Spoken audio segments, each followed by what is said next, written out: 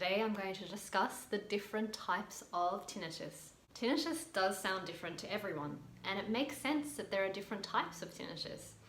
Firstly, practitioners classify tinnitus into one of two categories, subjective or objective.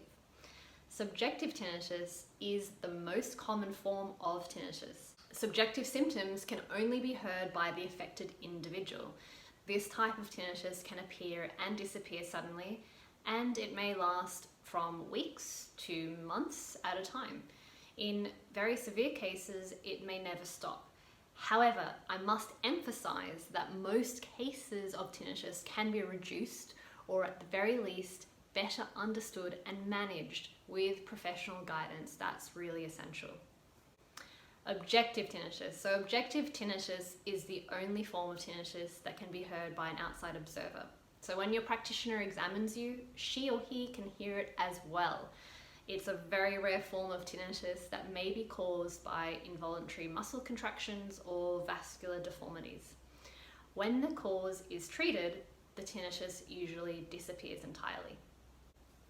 So after identifying whether the patient has either a subjective or objective form of tinnitus, practitioners can further narrow down to identify the subclasses of tinnitus, that is, what type of tinnitus the person has precisely.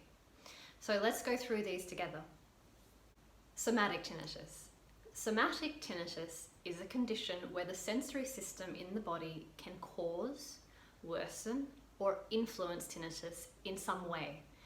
So somatic signals are sensory signals and are generated from the muscle position sensors in the face, neck, head, trunk, arms, tongue, and or the TMJ. Therefore, somatic tinnitus is a type of tinnitus that is typically related to physical movement and touch.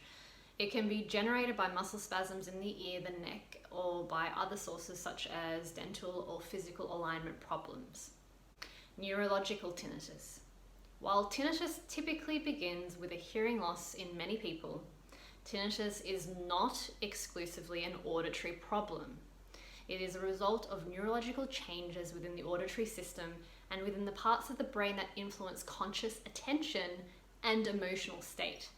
This is one of the major areas that I talk about in detail within my 12-week tinnitus recovery program. Musical tinnitus. This is also called musical hallucinations or auditory imagery, and it's the less common type of tinnitus.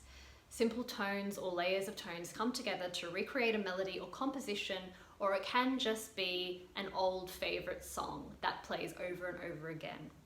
Musical tinnitus tends to occur in people who have had hearing loss and tinnitus for some time already, although people with normal hearing or increased sensitivity to sound can also experience this on occasion. Pulsatile tinnitus.